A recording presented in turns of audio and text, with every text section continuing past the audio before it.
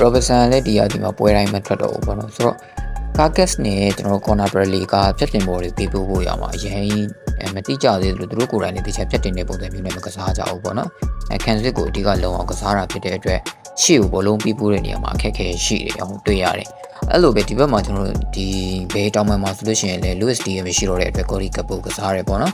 Gakpo ရဲ့ကစားပုံကကောင်းတာမှန်ပေမဲ့လို့ Louis D ရဲ့လို့အတိုးလျောက်တင်နေအရင်ဆော့တာမျိုးမဟုတ်ဘူးဗျ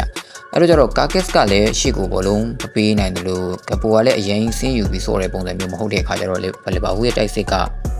နည်းနည်းအလုံးမဖြစ်ဘူးပေါ့နော်ဖြတ်တင်ပေါ်ပေးတာမျိုးလည်းမဟုတ်ဘူးလေရကစားတာလည်းမဟုတ်ဘူးဗျအဲ့အတွက်နည်းနည်းလေးစိတ်ရှိဖို့လို့လီဗာပူးအနေနဲ့ Florian Vest ကိုခေါ်ထားတယ် Vest နဲ့ကစားပွဲတည်မလားဒါမှမဟုတ်ရင်အရင်ပုံစံအတိုင်းပဲဒီဘက်တန်းရဲ့တောင်မှနှစ်ဖက်ကနေမဲ့ဖြတ်တင်ပေါ်ပြီးပေးပို့မလားဆိုတာဒါတေချာပြန်ဆော့ရမယ်အနေထားမျိုးဖြစ်သွားပြီဘက်ကနေတောင်မှနှစ်ဖက်ကနေပေးပို့မယ်ဆိုလို့ရှိရင်လည်း Conor Bradley နဲ့ဒီ Milos Carcass နဲ့ဟိုဒီဖြတ်တင်ပေါ်တွေအတွက်လေ့ကျင့်မှုလိုလာတယ်မဟုတ်ဘူး Florian Vest ကိုတည်ကစားမယ်ဆိုလို့ရှိရင် Florian Vest နဲ့လိုက်တဲ့ကစားကွက်ကိုတေချာလေးပြင်ပြီးကစားဖို့လိုတယ်အဲ့ဒီအတွက်တော့အချိန်ပေးရဖို့လိုတယ်လီဗာပူးပြည်သက်တွေအချိန်ပေးဖို့မျှော်လင့်ပါတယ်